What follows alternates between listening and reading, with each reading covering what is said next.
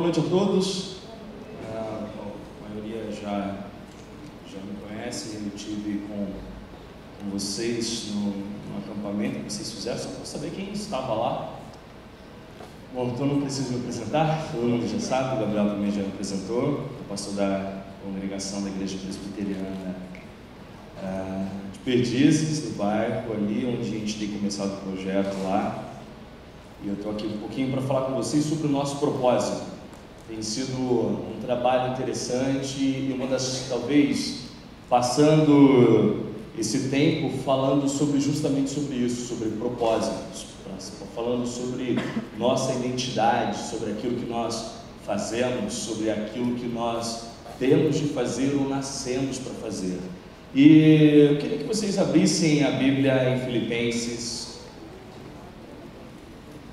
Vamos lá, Filipenses capítulo 3, eu quero ler alguns versos com vocês todos. Do verso 7 em diante.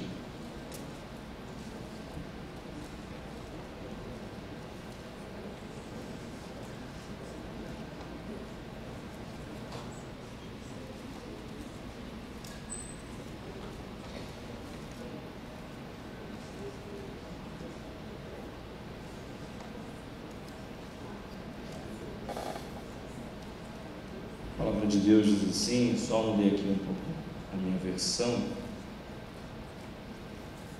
Deixei aqui como que é costume de ser usado. Capítulo 3, verso 6 em diante diz assim: quanto ao zelo, persegui a igreja, quanto à justiça que é a lei, fui irrepreensível.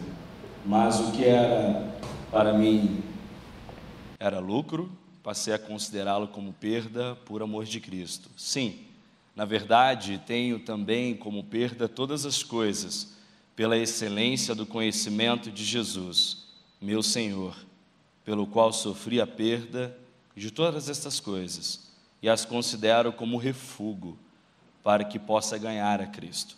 Verso 9.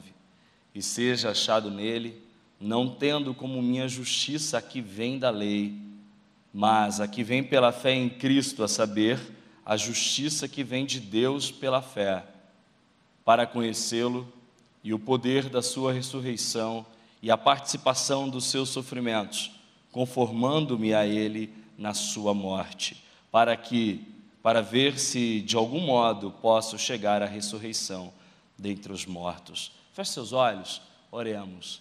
Pai, nós realmente necessitamos da Tua Palavra, pois ela é a única que é capaz de iluminar os nossos passos, as nossas mentes.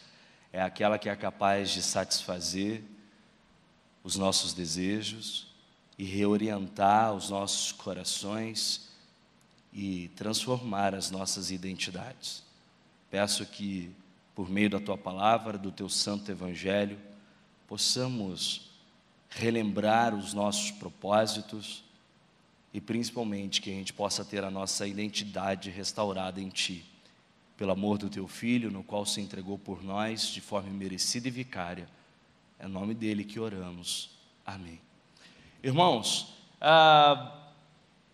falar sobre identidade, falar sobre propósito, falar sobre objetivo, busca por significado, talvez seja um dos temas que mais as pessoas têm procurado. Essa água é minha?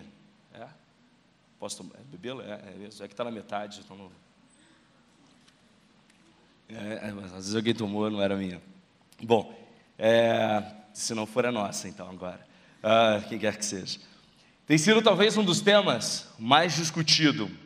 Uma busca por significado, uma busca por identidade, uma busca por propósito. Normalmente, quando nós nos perguntamos isso, muitas vezes a gente está falando sem a gente saber sobre alguns afazeres. Nós falamos a verdade conscientemente daquilo que a gente faz, de como a gente faz e para quem a gente faz. Mas no fundo, o que a gente deseja como resposta é quem nós somos. É quem nós somos de verdade. Muitas vezes se confunde o ser com o fazer. Exemplo simples. A primeira canção que todos cantamos foi Se Eu Nasci Para Te Adorar, não é? Foi para que eu te servi, eu não lembro muito bem a letra, foi mais ou menos essa, né? E vou dar um exemplo de músicos, né? E músicos na minha igreja sempre dá trabalho, mas é lá na minha igreja, né? Tá gravando isso aí, o pessoal tá vendo, enfim, eu amo vocês. Sempre dá trabalho. E quando nós falamos que nós nascemos para adorar o Senhor e a gente tira a música, a gente consegue adorar o Senhor? A pessoa vai se perguntar, mas para que eu estudei? Eu fiz faculdade de música, eu fiz... ou eu sou um músico bem esforçado, ou eu lutei para isso. E de repente agora parece que eu não posso mais adorar porque eu não toco mais, porque eu não canto mais, porque eu não faço mais. Passa-se um tempo, depois que ele para de tocar, ou de repente ele está sentado e não está fazendo mais nada daquilo que ele fazia, ele se pergunta, quem é que eu sou? Quem é que eu sou de verdade? Veja que muitas das vezes, nossas lutas por significado, por propósito, na verdade, às vezes é uma dificuldade de entender quem nós somos de verdade. Identidade e propósito. Identidade, propósito. Faz sentido? Quando nós paramos de fazer algumas coisas, principalmente quando nós gastamos energia, quando nós nos dedicamos e de repente por alguma outra coisa nós decidimos ou alguém decide por nós que não é mais necessário, a gente se frustra, a gente tem dificuldade de lidar com os nossos afetos, com as nossas lutas ou as nossas identidades que construímos baseado naquilo que nós achamos que seríamos, ou que alguém disse que nós viríamos a ser, ou que nós definimos que tem de ser assim, para que a gente possa então cumprir o nosso propósito. Parece que a gente esquece da primeira questão do nosso símbolo de fé, quando se pergunta no Catecismo de Westminster para que nós realmente fomos criados, ou qual é o nosso propósito, ou qual é o nosso objetivo, senão a glória de Deus e satisfazer nele. Quando nós falamos que é para a glória de Deus que nós nascemos, e é esse o nosso propósito, não significa que necessariamente tudo aquilo que eu faço é realmente necessário para que defina quem eu sou e principalmente, somente desse jeito que eu aprendi a fazer é que Deus é glorificado. Será mesmo que é para Deus? Será mesmo que só quando eu toco, eu canto, eu prego, que Deus é glorificado? Somente nesse momento? É interessante que quando nós falamos que nós nascemos para a glória de Deus e que nós somos criados para a glória dele, e se a gente olha para Coríntios, você vê Paulo falando para Coríntios, quer comais, vamos lá, quer ver? Olha só que legal. Abram lá no capítulo,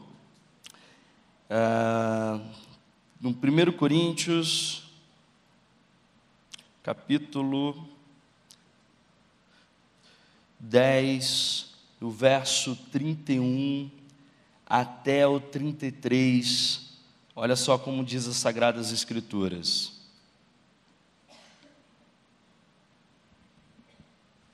Portanto, quer comais ou façais qualquer outra coisa, fazei tudo para a glória de Deus. Não vos tomei causa de tropeço nem a judeus, nem a gregos, nem a igreja de Deus. Assim como também em tudo eu procuro agradar a todos, não buscando o meu próprio proveito, mas o de muitos, para que sejam salvos. Quer comais, quer bebais, quer fazeis qualquer coisa, façam para a glória de Deus. Mas ninguém ora pedindo o ministério, por exemplo, de limpar a igreja. Parece que Deus não pode ser glorificado nisso. Ninguém ora pedindo para participar dos sofrimentos de Cristo. Parece que aquilo que nós queremos que Deus seja visto e glorificado está nas nossas paixões, está naquilo que mais nós amamos, está naquilo que mais nós gostamos de fazer. Aí eu te pergunto, realmente é um pulso de um afeto tocado pela graça? Se o nosso propósito é a glória de Deus, se o nosso propósito é glorificá-lo em tudo, por que só naquilo que nós mais somos apaixonados, nós queremos que Deus seja glorificado? Porque somente naquilo que nós temos maior prazer, é que nós falamos que isso é para a glória de Deus. Por que é só naquilo que nós somos vistos, que nós dizemos que é para a glória de Deus? Quando nós estamos nos quartos escuros da vida, naquilo que o Senhor nos ensinou a orarmos, ou nos desertos, aonde pedra é pedra e pedra não será pão, nós achamos que não é para a glória de Deus, nós achamos que lá não, lá é difícil. E se for aquela para a glória de Deus, de alguma forma eu tenho que mostrar para os outros que é para a glória de Deus. Mas espera aí, se é para a glória de Deus, será que Ele não vê? Se é para a glória de Deus, porque há tanta necessidade de ser público e notório, será que Deus precisa dar um like? Ou dar um share? Se é para a glória de Deus, por que somente naquilo que somos bons, ou que achamos que somos, né? Bons, que nós temos água na boca de falar que é para a glória de Deus? Se nós nascemos para isso, de fato é isso. E quando nós falamos de satisfação, de encontrar em nossos corações, isso tem a ver com um propósito. Será que realmente é em Deus? Será que é na glória dEle? Irmãos, muitas das vezes não é. Muitas vezes não é. Muitas vezes é para a nossa própria glória, é para o nosso próprio reconhecimento. Muitas das vezes, ou quase todas as vezes, nós temos de aprender a lidar com esse pulso ególatra dos nossos corações. Quando o Senhor ensina-nos a vivermos para a glória dEle, vivermos para a honra dEle, vivermos para que o nome dEle seja conhecido, não significa que carregará o nosso sobrenome, não significa que seremos lembrados, não significa que seremos aplaudidos, não significa que seremos vistos, não significa que cantarão músicas sobre nós por gerações. Não significa que viver para a glória de Deus, que em todos os momentos, somente naquilo que traz prazer para nós é que Ele é glorificado. Ao contrário disso, quando nós entendemos que é para a glória dEle que nós devemos viver, nossos valores são transformados, a nossa forma de pensar, o nosso jeito de agir, aquilo que talvez nós mais gostamos, nós podemos a perder, porque na verdade não é sobre mim, é sobre Ele. E se Ele acha que Ele pode ser glorificado através de situações que você não gosta, amém. Se vocês fossem pentecostais, vocês falariam amém? Talvez não seja naquilo que você gosta que o nome dEle é glorificado. Talvez não seja naquilo que você não acha que é o seu propósito. Talvez você passou a vida inteira estudando, fazendo mestrado e doutorado. E talvez não seja naquilo. Talvez não seja aquilo que é realmente que Deus pode utilizar para a glória dEle. Talvez seja totalmente diferente. E aí, o que acontece com vocês? O que acontece com a identidade de vocês? Vamos voltar agora para o texto. Vamos entender um pouco o significado disso na vida de Paulo. Vamos lembrar algumas coisas. Primeiro, quem era Paulo? Paulo havia nascido ou cresceu na cidade de Tarso, supostamente aprendeu lá com seus pais ou com quem quer que seja a língua grega. Era uma cidade comercial, uma cidade proeminente. Ele cresce lá, cidadão romano, cidadão judeu. Ele era da tribo de Benjamim, ele era exímio em todas as coisas que ele fazia. Olha só, vamos lá no verso 5, voltem um pouquinho e olha só, aliás, vamos ler a partir do verso 3, porque a circuncisão somos nós que servimos a Deus em espírito e nos gloriamos em Cristo Jesus. E nos gloriamos em Cristo Jesus e não confiamos na carne. Se bem que eu poderia até confiar na carne. Olha como ele continua dizendo: se algum outro julga poder confiar na carne, ainda mais eu. Circuncidado ao 8º dia, da linhagem de Israel, da tribo de Benjamim, hebreu de hebreus. Quanto à lei, fui fariseu. Quanto ao zelo, eu persegui a igreja. Quanto à justiça que há na lei, fui irrepreensível.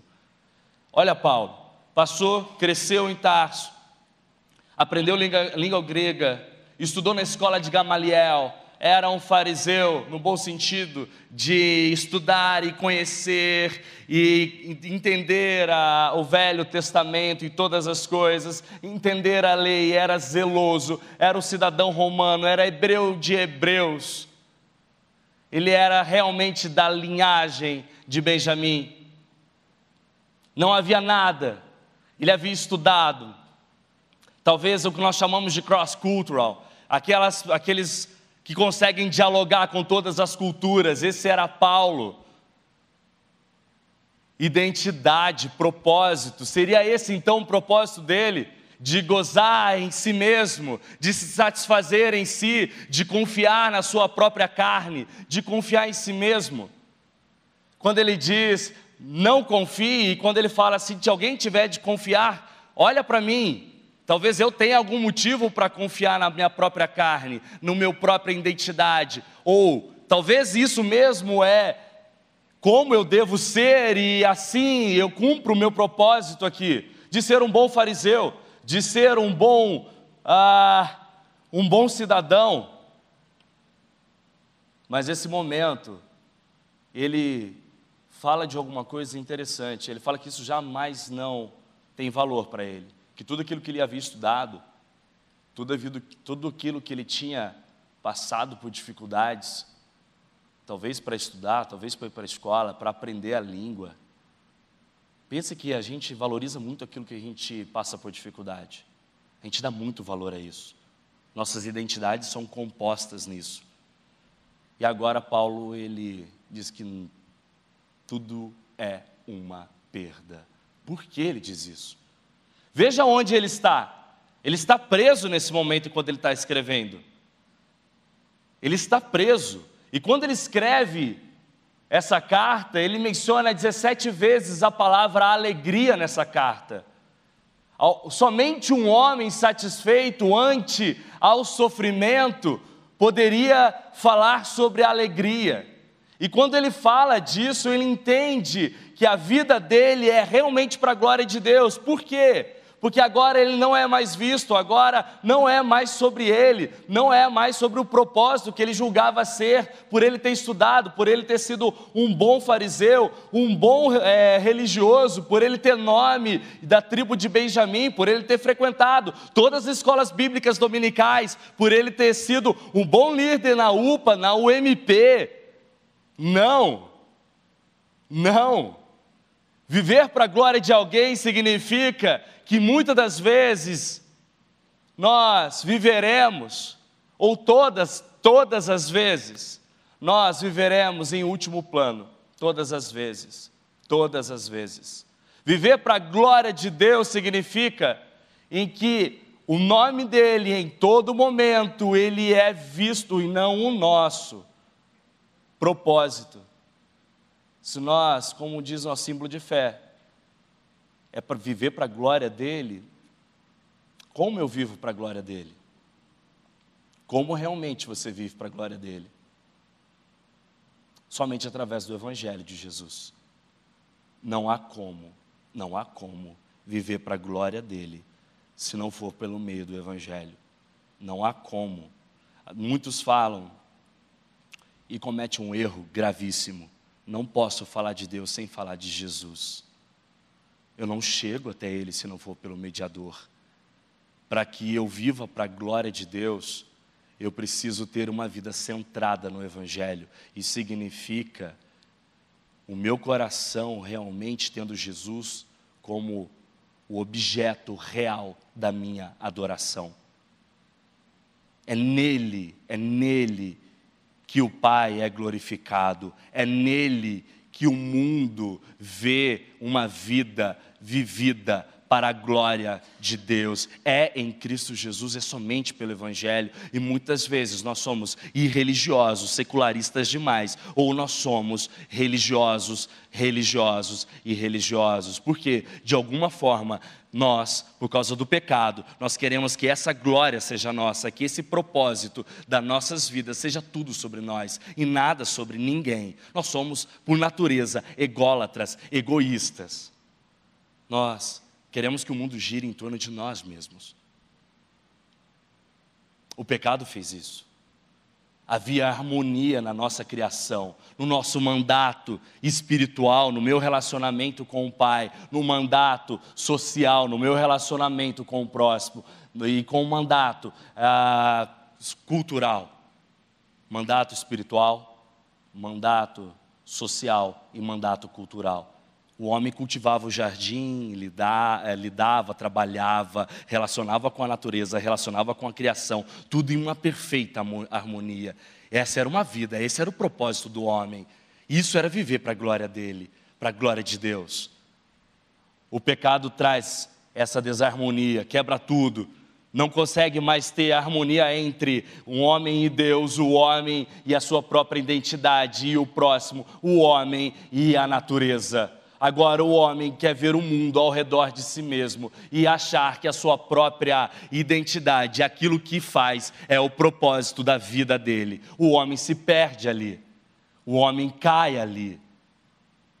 Há uma confusão agora, total, identidades compostas, identidades fragmentadas, multifacetadas, que agora o ser e o fazer se confundem.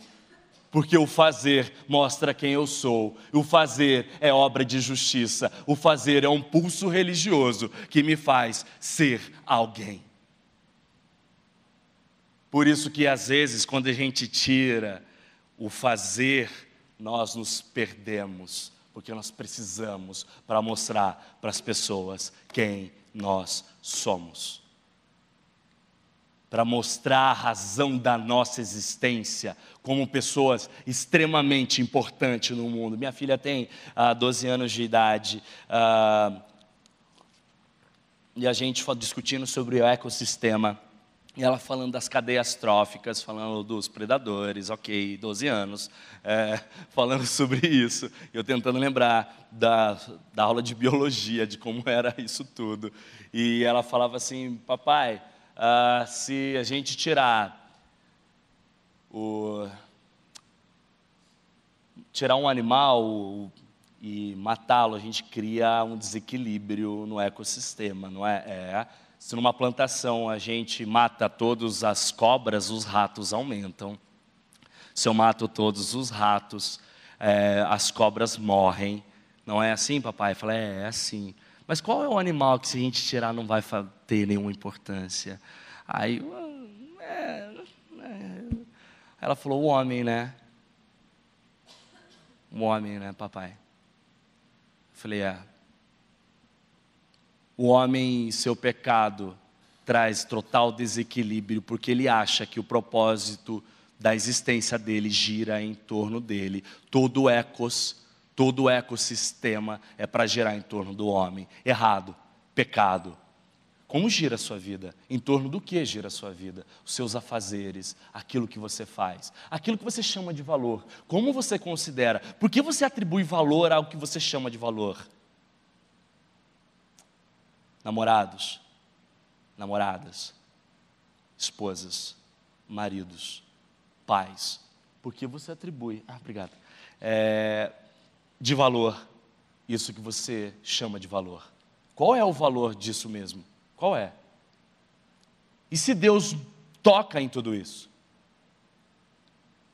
E se Deus se revela para você e faz isso na cruz do Calvário, se revelando com o maior tesouro que existe, qual é o problema de abrir mão? Ou ele não é o tesouro que você encontrou no campo e vendeu tudo e deixou de lado? Paulo, ele abre mão de tudo, e interessante que no verso no verso 8, voltem lá, diz assim: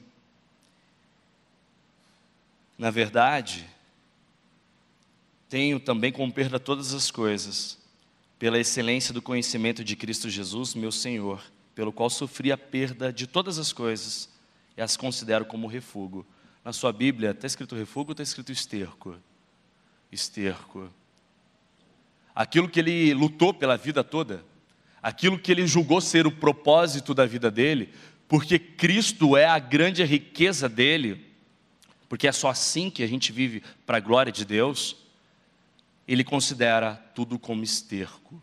E realmente no grego essa palavra esterco ou refúgio se diz de coisas descartáveis que não tem valor algum, e alguma das vezes ela é utilizada para poder chamar ou xingar alguém. Olha como ele considera toda a história dele.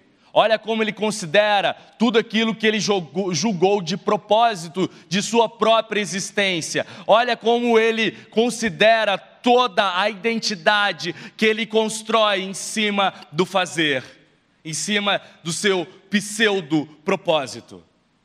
Porque agora ele descobre realmente o propósito da vida dele, que é conhecer Cristo e o poder da ressurreição, e a ele poder se achegar e poder desfrutar do benefício da salvação, que é a ressurreição dos mortos. Ele não fala como se ele tivesse dúvida, é um equívoco para quem pensa assim, mas ele fala com humildade.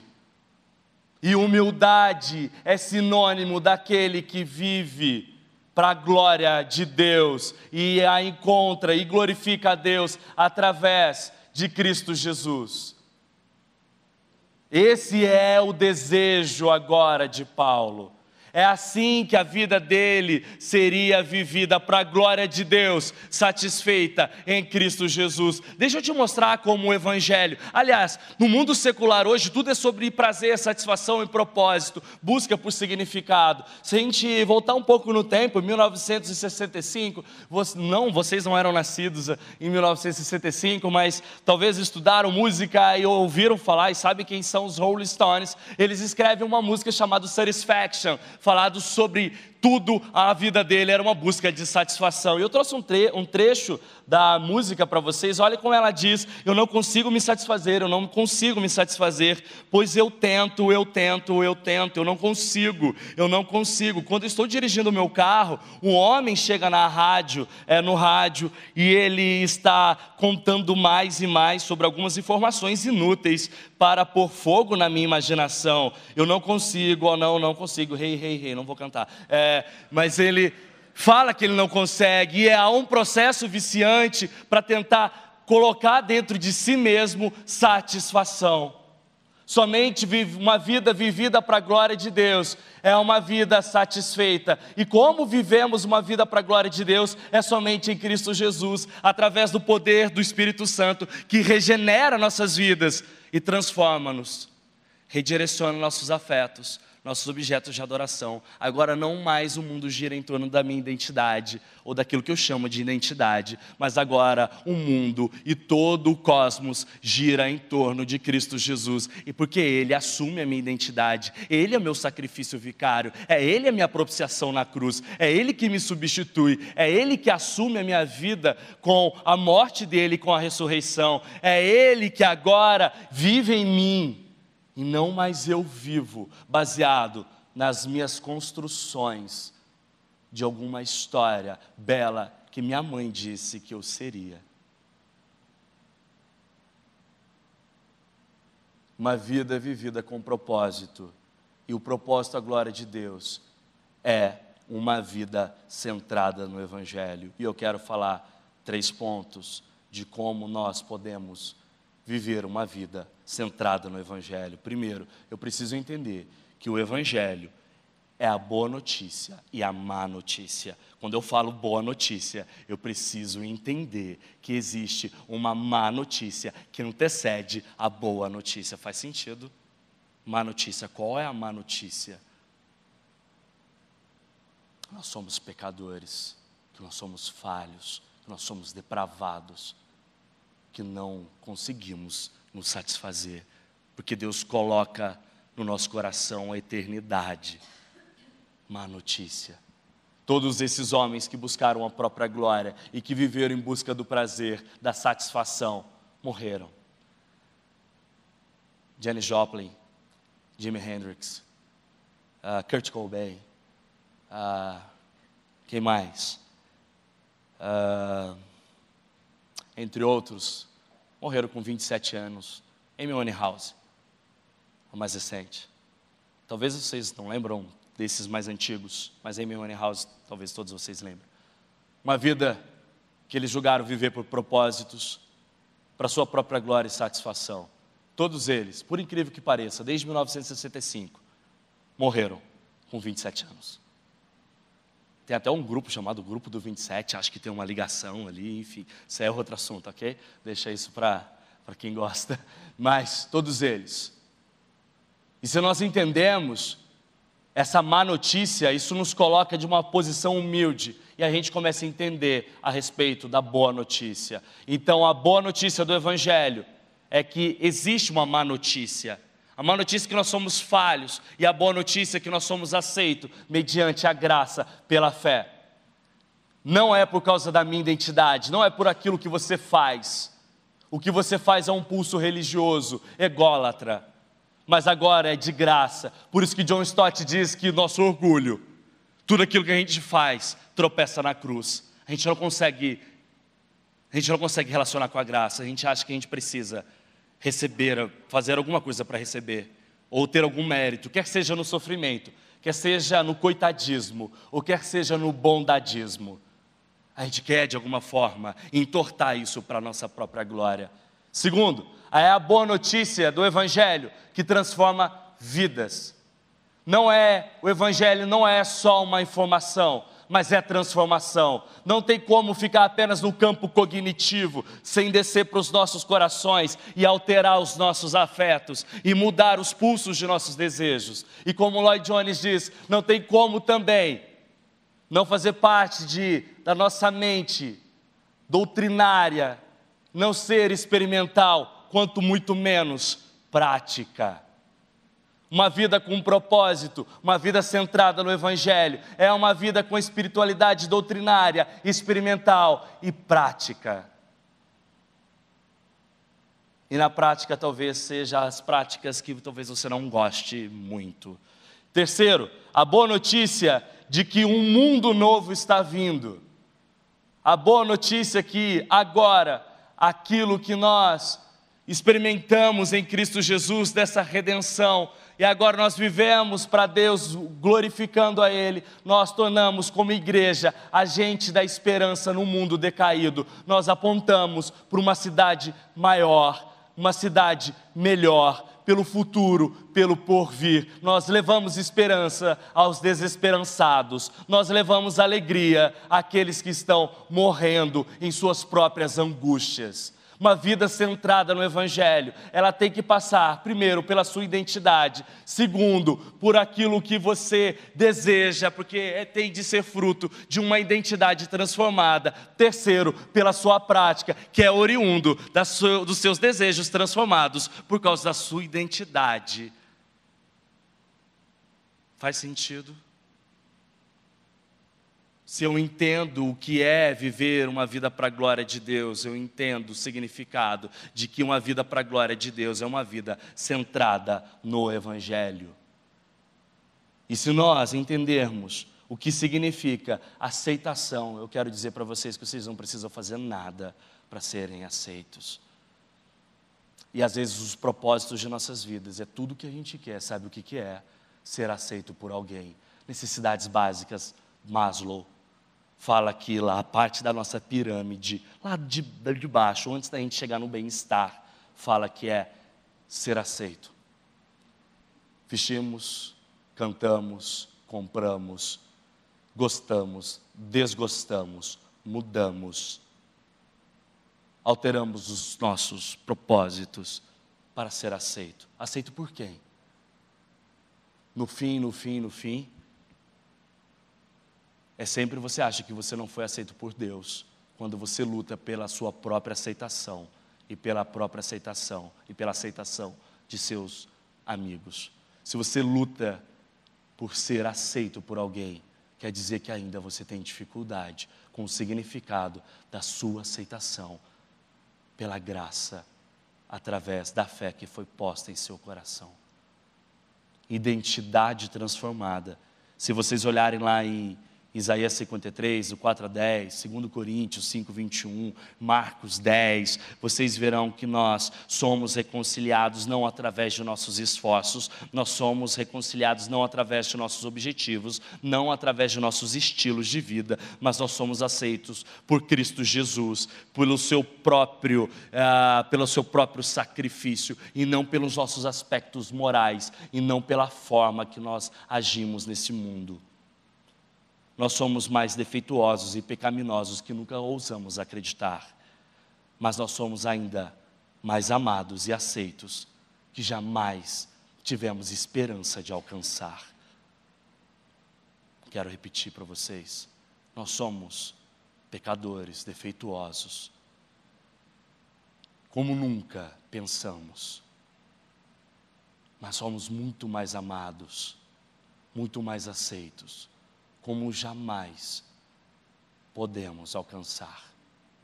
Graça, identidade, propósito.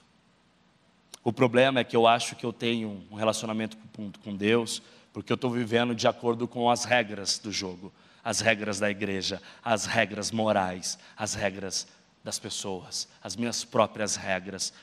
O problema é que às vezes eu não paro nem para pensar o que move a minha grande alegria da minha salvação. E às vezes eu acho que foi eu que ganhei. Não há mais alegria, não há mais gratidão. E no fim, quando a gente não alcança satisfação, porque a gente nunca vai alcançar, esse é o problema dos ídolos, que nossos corações projetam, a gente não encontra satisfação, nós nos frustramos, nós nos crucificamos. Uma identidade mal resolvida gera propósitos distorcidos. Uma identidade má ou uma identidade distorcida tem propósitos distorcidos. Como é a tua identidade? Quem você pensa que você é? Quem você é de verdade? O que você faz quando ninguém está te vendo? Não é um trecho de uma música. É o quem você é. O que você ama de verdade. É aquilo que você é. Tem um livro que foi publicado agora em português, Você é aquilo que você ama. Se você tiver oportunidade, pode anotar aí, compre esse livro, do J.K.A. Smith, é sensacional, Pela Vida Nova, se eu não me engano. Então, compre ele, faz muito sentido com aquilo que a gente está falando hoje à noite. Quem você é? Você é em Cristo Jesus, aquilo que Deus te chamou para ser em Cristo Jesus. Em Cristo Jesus. O Evangelho opera com o princípio: eu sou aceito por meio de Cristo, é por isso eu pratico, é por isso eu faço. Eu não faço para mostrar que eu sou aceito por Deus. Isso é a religiosidade. A religiosidade só te leva a duas coisas: a culpa quando você não alcança, ou o orgulho quando você chega lá. Culpa ou orgulho, depressão ou altivez de espírito. É isso que a religiosidade transforma os homens. Qual é o seu propósito? Uma vida centrada no Evangelho te leva a seriedade, temor, arrependimento, gratidão. Afinal, você compreender que você é aceito pela graça deve arrancar lágrimas. Qual foi a última vez que você chorou pelos seus pecados? Bem-aventurados são aqueles que choram, porque eles serão consolados. Qual é a sua identidade de verdade? Qual é o seu propósito mesmo? Felizes são aqueles que choram. Salmo 56 diz que o Senhor recolhe as lágrimas num odre. Lamentar, arrancaram da Bíblia numa geração transcendente, numa geração que ama festas, que ama tudo, a pirotecnia, que ama a multiplicação, mas não ama a simplicidade do Evangelho de Cristo Jesus, que diz que Ele é o pão.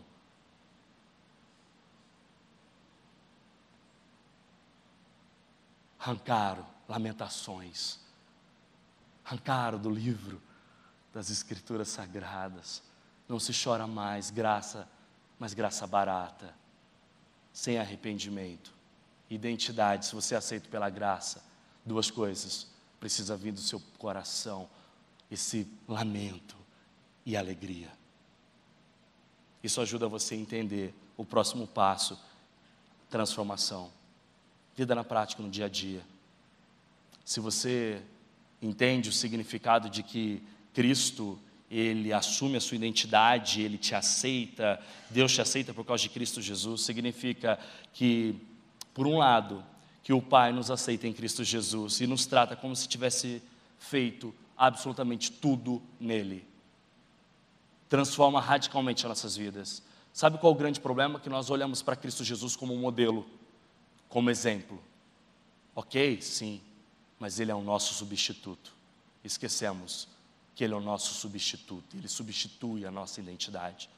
Não só sendo aquilo que nós jamais conseguiríamos ser, como também mudando todos os meus desejos e santificando-nos. Ele não é um modelo de uma história legal, que a gente olha e tenta ser igual, porque isso é religiosidade.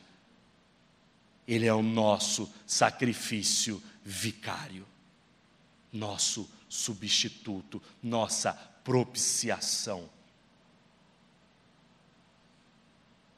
O que isso significa na prática? Que o Evangelho não é apenas uma informação da boa notícia que todo mundo fala, mas ela é transformação real. O Evangelho não só nos informa, como nos transforma. Ele é experimental, ele muda nossos corações, muda as nossas almas, ele transforma o jeito da gente ser. Se você conhece a graça, é interessante como Paulo utiliza isso para Coríntios, dizendo para as pessoas serem generosas. Fala assim, que Cristo se torna pobre para que vocês pudessem ser ricos. Ele não apela para a emoção, ele não força a barra, ele prega o Evangelho, porque o Evangelho transforma homens duros, de mãos encolhidas, em homens generosos, porque o Evangelho é utilizado como Paulo para falar em Efésios sobre casamento, porque Cristo é o nosso substituto, o Evangelho é de A a Z nas Escrituras, é a resposta para tudo. Então ele transforma, ele é o poder que muda a nossa vida e restaura o verdadeiro e redireciona o verdadeiro propósito dela. É o Evangelho. Paulo exorta os maridos para serem fiéis e fala do Evangelho. O Evangelho é tudo. O Evangelho é tudo, ele transforma radicalmente a sua vida. Você não é mais escravo da aceitação alheia. Você não é escravo da aprovação da mídia. Tudo bem se ninguém der um like na sua foto super cool. Tá ok, tá tudo bem, de verdade. Tá tudo bem se ninguém disse parabéns, pastor, depois que eu preguei. Tá tudo bem para mim. Tá tudo bem. Ele transforma as nossas emoções de verdade. Isso é viver para a glória de Deus. Esse é o propósito de suas vidas. Segundo, terceiro e último ponto. Falei da identidade. Falei da transformação dela. E agora, a sua prática. E quando você vive o já e o ainda não, e quando você vive nessas tensões do reino, quando você vive aqui, para que você vive? É para a glória de Deus? Sim, né? Isso agora em Cristo Jesus, por meio do Espírito Santo, que regenerou sua vida e coloca fé, para que você viva uma vida centrada no Evangelho. Certo? Certo. Ontem a gente teve um grupo pequeno, e foi no grupo pequeno uma pessoa que não conhecia o Evangelho, um engenheiro, e ele fez uma pergunta incrível para todos aqueles que estavam lá, na sua maioria 30 anos de idade, uma pergunta assim: como Deus pode ser misericordioso? Como Deus pode ser misericordioso, sendo que Ele colocou lá no jardim uma árvore para que o homem pudesse cair. Olha a pergunta que eles fizeram, que ele fez. Sabe quem respondeu? Ninguém. Sabe por quê? Porque eles não estavam acostumados a ouvir esses tipos de questionamentos. E sabe o que eles passaram a vida toda? Com a vida dos propósitos dele? Respondendo perguntas que ninguém estava perguntando. Quais são as perguntas que você tem ouvido? Quais são os questionamentos? Muitas vezes, eles não, e no caso deles, eles não conseguiram responder, porque eles não andavam no mundo, viviam só entre si.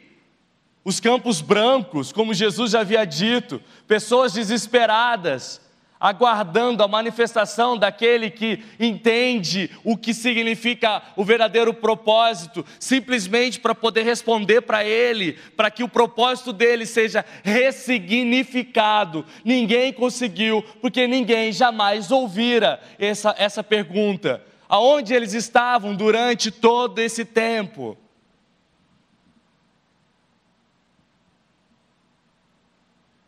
Se nós entendemos que a nossa vida foi transformada, mudada, que nós somos aceitos, que nossos desejos são transformados, agora nós desejamos as coisas do alto, nós oramos que o teu reino venha, que foi essa música que a gente cantou, que venha a salvação, que haja mudança em nossa cidade, que transforme a nossa cidade, que pessoas conheçam aquele que me conhece e mudou o meu propósito de vida.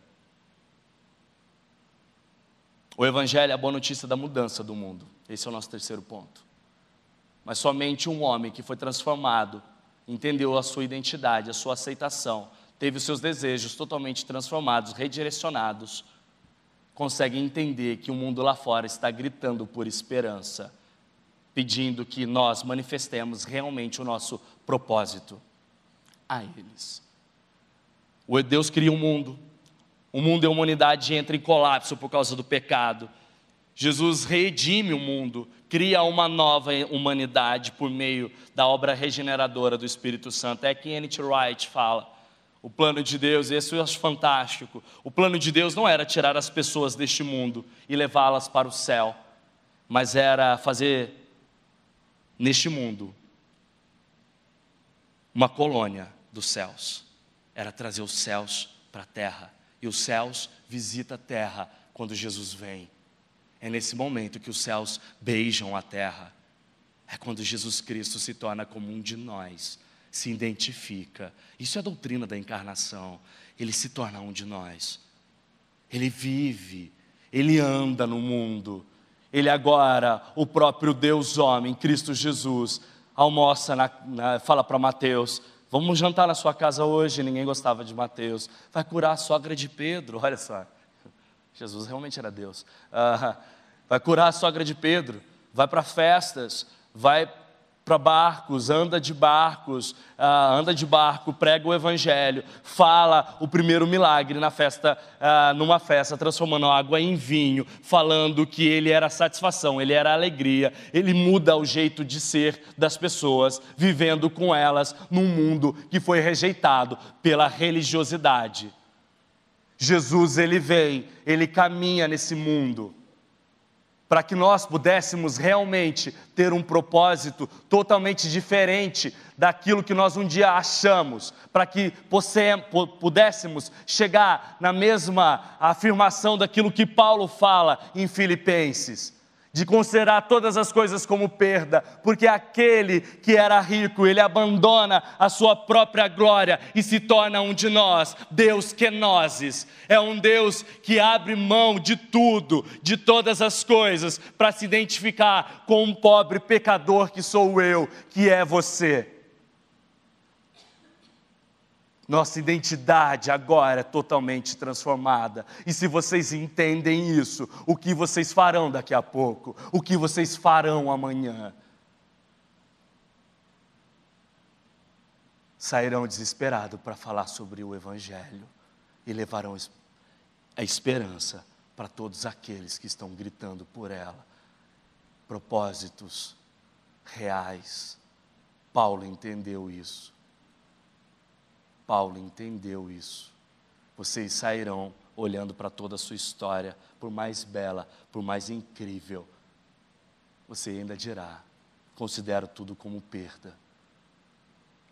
Considero tudo. Pode falar esterco, não tem problema.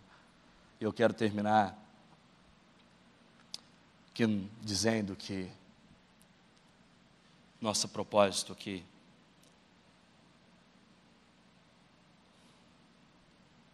viver para a glória de Deus significa muito mais do que uma informação cognitiva que a gente aprendeu na classe de catecúmenos, na escola bíblica dominical.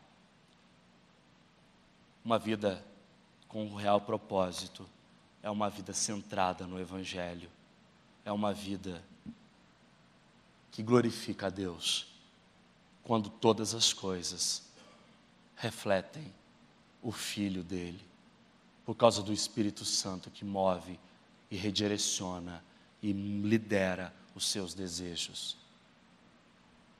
Boa notícia que transforma a sua vida, você é aceito.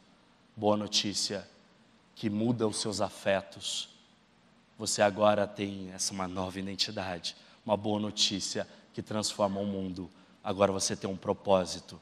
Seu mandato espiritual é restaurado, seu mandato social é restaurado, o seu mandato cultural é restaurado.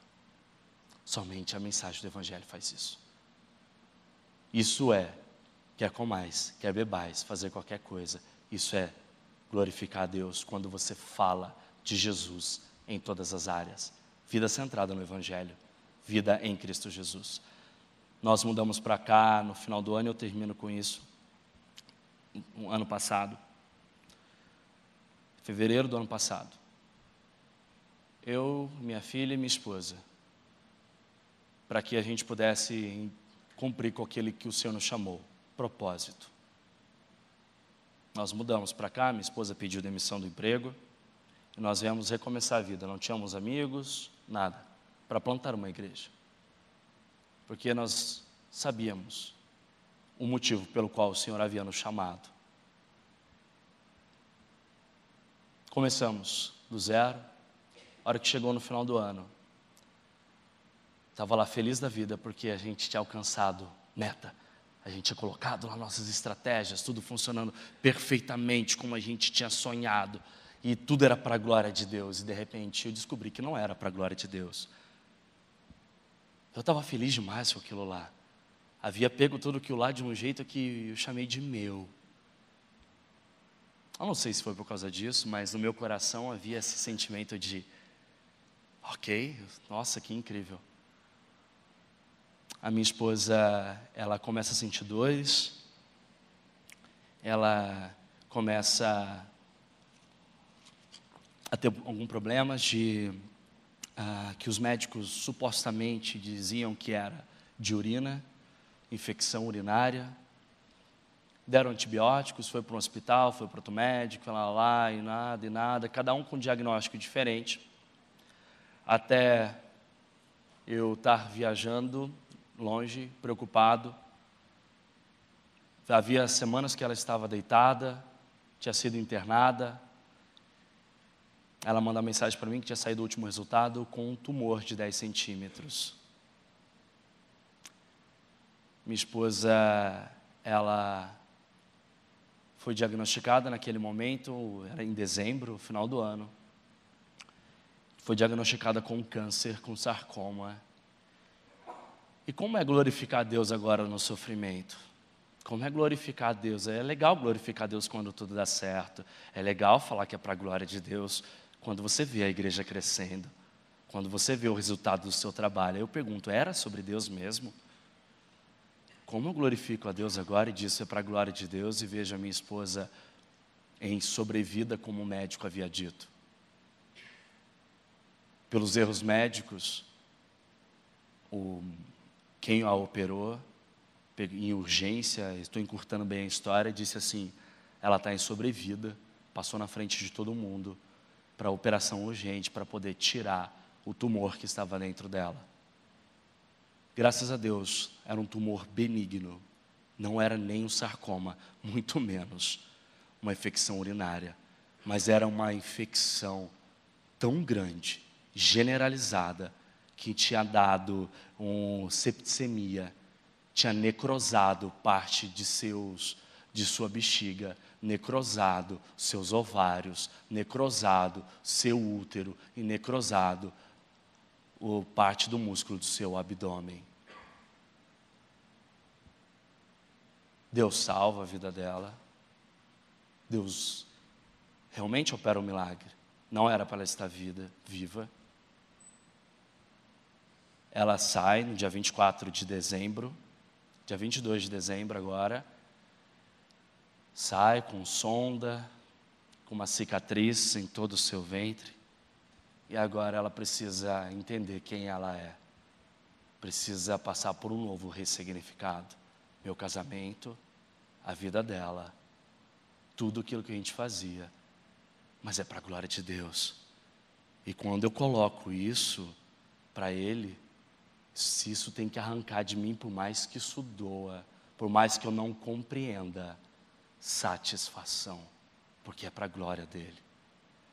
E se eu entendo a soberania divina, os planos dEle, quem eu sou, quem ela é, não é uma cicatriz, não é um ressignificado da vida que muda o propósito da nossa existência, porque existimos para Ele, para que o nome dEle seja conhecido por meio do Evangelho, através de Cristo Jesus, assumindo quem nós somos e mudando nossa forma de ver o mundo. Reais propósitos, reais significados da vida. É isso que eu queria compartilhar com vocês. Seu propósito, viva para a glória de Deus. Hoje eu e ela, mais algumas pessoas, estávamos na favela, falando sobre isso. Pela primeira vez, levei um grupo de pessoas que nunca tinha pisado a favela. Eles foram para lá, para poder o quê? Entender o real significado de seus propósitos. Se você entende, você não vai conseguir ficar quieto, parado. Jamais. Jamais. Vida com propósito. Esse é o seu propósito, glorificar a Deus. Ok? Glorifique Ele falando sobre o Filho, para todo mundo que você encontrar. Vamos orar? Senhor, Pai, obrigado por essa noite, por poder falar a respeito daquilo que o Senhor diz em todas as Sagradas Escrituras, que tudo é a respeito do Teu Filho e nada sobre nós, absolutamente nada. Peço que o Senhor nos ajude a compreender isso, que ajude a todos aqui, que o nosso propósito é então glorificar o Seu nome e satisfazer em Ti, e só conseguimos quando vivemos uma vida centrada no Teu Evangelho. A todos quanto estão aqui, procurando por propósito, por significado, peço que o Teu Espírito faça lembrar cada um sobre a real existência deles, que eles são aceitos, que o Senhor os transformou e que o mundo aguarda a transformação, que eles possam sair daqui encorajados com o Teu Santo Espírito para poder falar e assim cumprir o propósito que é de viver uma vida em Ti, para Ti e por Ti, em nome do Teu Filho Jesus.